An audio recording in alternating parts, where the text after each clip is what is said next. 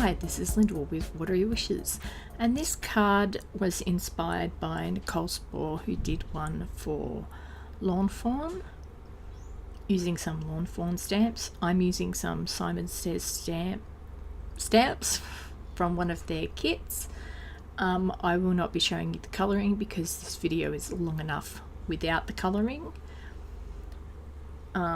So sorry about that, but this is me putting down colour of different shades of blue all over this cardstock. This cardstock it's basically a half a sheet of Bristol Smooth, simply because I wanted the 12 inches long so I could make it into a trifold card that was 4 by 4 by 4. So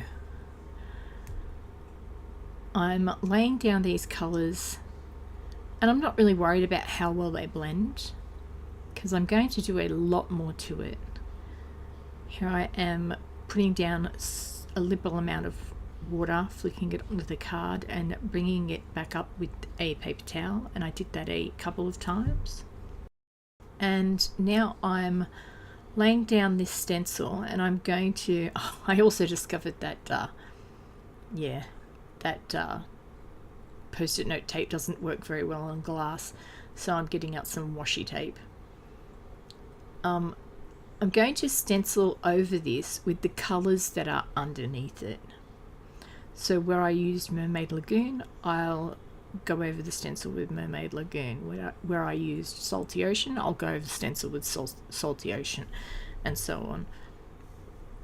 And I do this down the entire length of this panel. And this just helps give some variation and cover up a bit of that the water splatter, but not completely. It just darkens those areas a bit.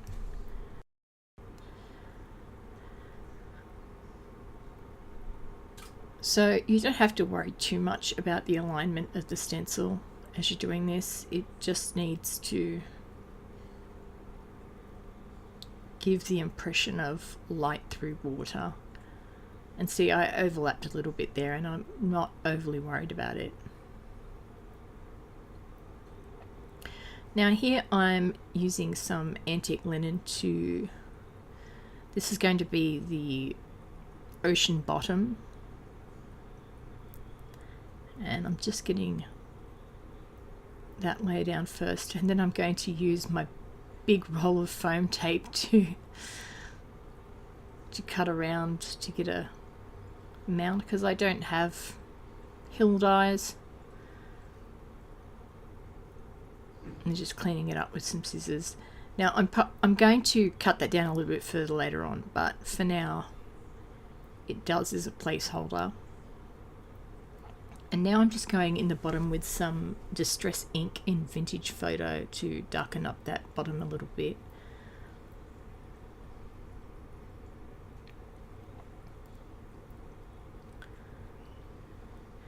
This panel is going to be the sky, so I've taped it to my glass mat and I'm using tumbled glass on it. Later on I add a little bit of stormy sky to give it a bit of variation.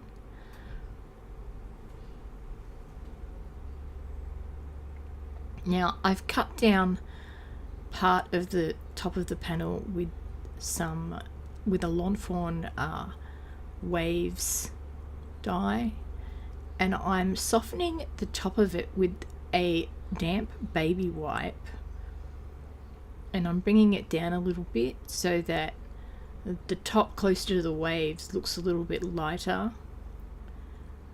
Now I've just put that bit back on with some the bit that I cut off with the wave stencil back on so I could score it that side at 4 inches, and I've just done that with some post-it tape.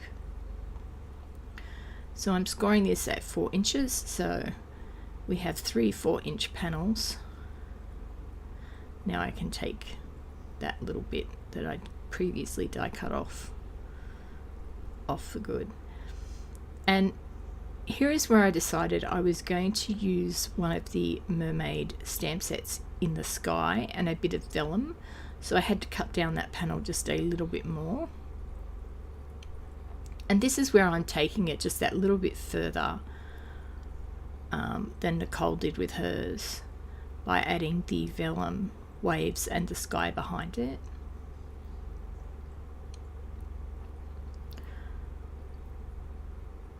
So I'm going to have two sentiments on this card. I'm going to have one that says make a wish upon a starfish, and happy birthday down on the sand in the bottom. So I'm just making sure that I've got enough room for where that sentiment's going to lay, so it's not covered up by the vellum.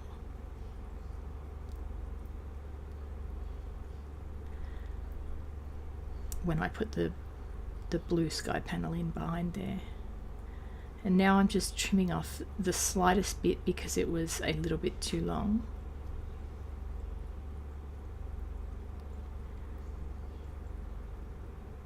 And I'm going to have to trim a little bit off that sky bit, because even though it's 4 inches, you've got to account for the folds in the card take up just that little tiny bit of space. So here's that stormy sky I was talking about earlier, just to give a bit of variation on this sky panel. And I go over this a couple of times because I definitely want this to be a smooth blend, because there's going to be no distressing and it's going to be just the two colors blended. This needs to actually blend in decently. So go back over it with the I believe it's tumbled glass.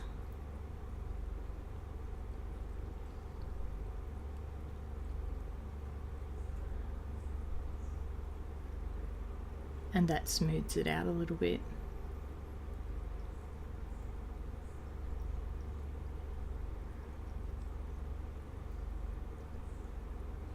So here are all the images coloured, and this is a trick I learnt from Kelly Ladavola.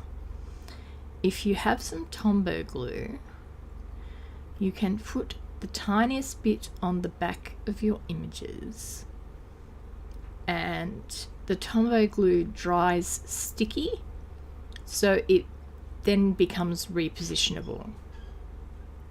So because I've got so many little fiddly images, I don't want to try and put them down and have one little bit move another little bit while I'm trying to fight for the layout. So I'm putting a little bit of Tombow on all of the little pieces so that they're repositionable and I can actually pick them up, put them down, and they're not going to move unless I move them.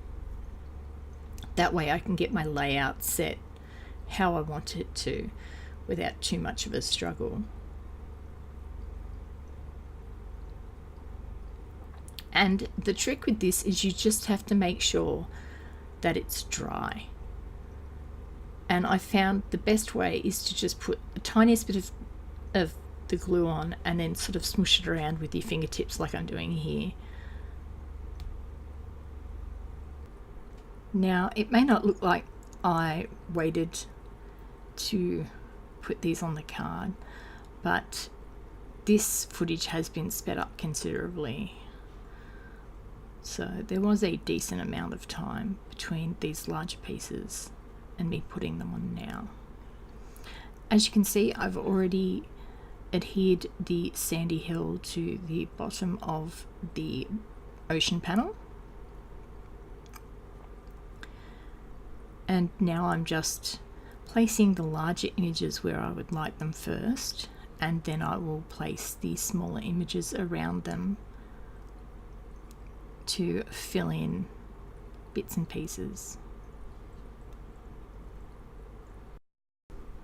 Now, a card like this is a considerable time suck. It did take me an awful long time to do all the colouring, all the inking, all the fussy cutting, because I don't have the dies for this stamp set.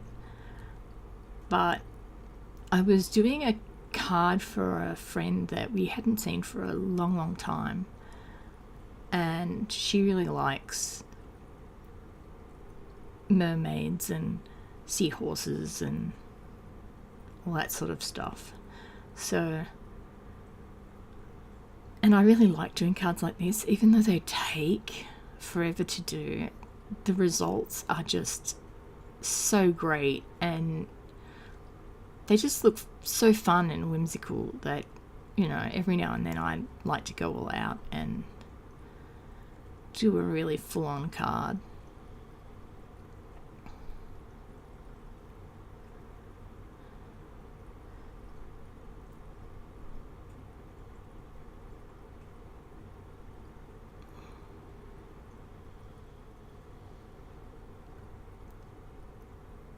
So as you can see, even sped up, it's taking me a while to place all these images. And that is the layout. And now I'm going to just pick them up and actually adhere them down properly. And the great thing about this is you don't have to take a photo to reference when you're doing it all. You can just pick them up one at a time, glue it down, go to the next one. So your reference is actually right in front of you as you're sticking them down.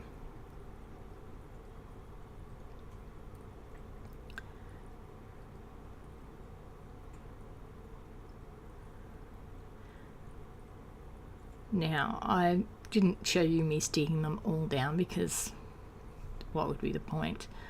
Here I have the sentiment out of the same Beautiful Mermaids stamp set that the images came out of. And I'm going to stamp that up top in the sky portion.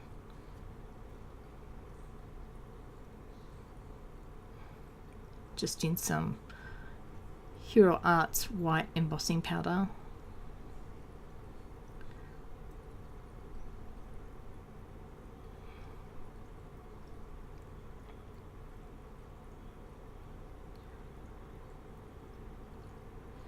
And I had prepped my paper with a powder tool before stamping.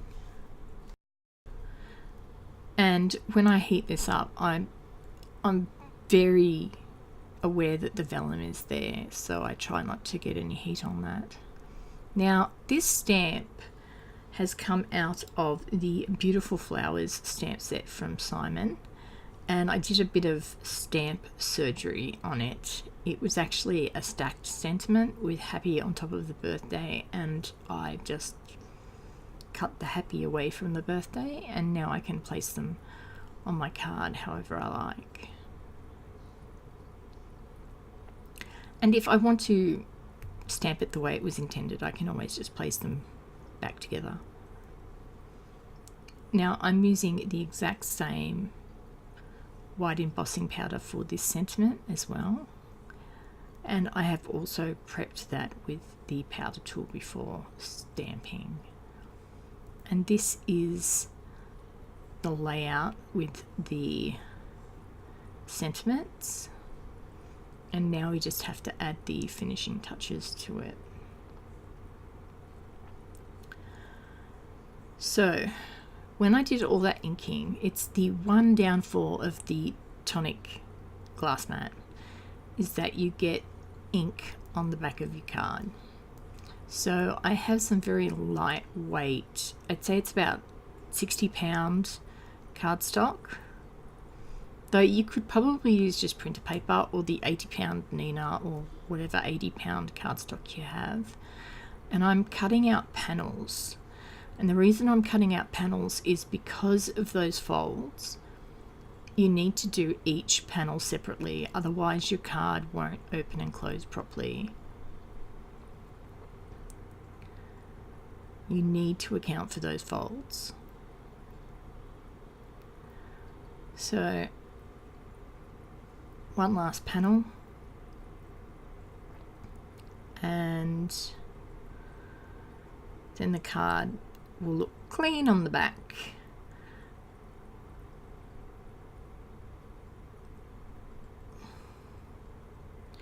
And now I'm just adding some bubbles with the clear Nuvo drops, and there's a transparent blue. I'm unsure of the name. It will be linked down below. And I'm just mostly putting the bubbles trailing from the fish.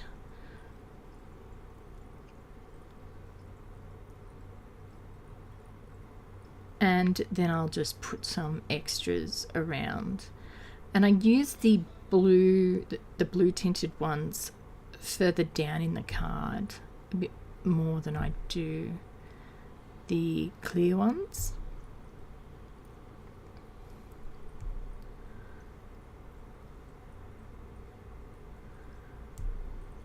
Not that you can notice much on the finished card, the difference, because even the clear ones pick up a little bit of that oxide ink underneath.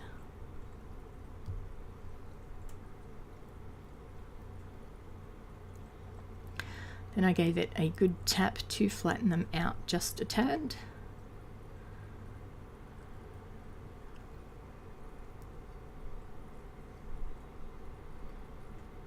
A couple of extras here and there.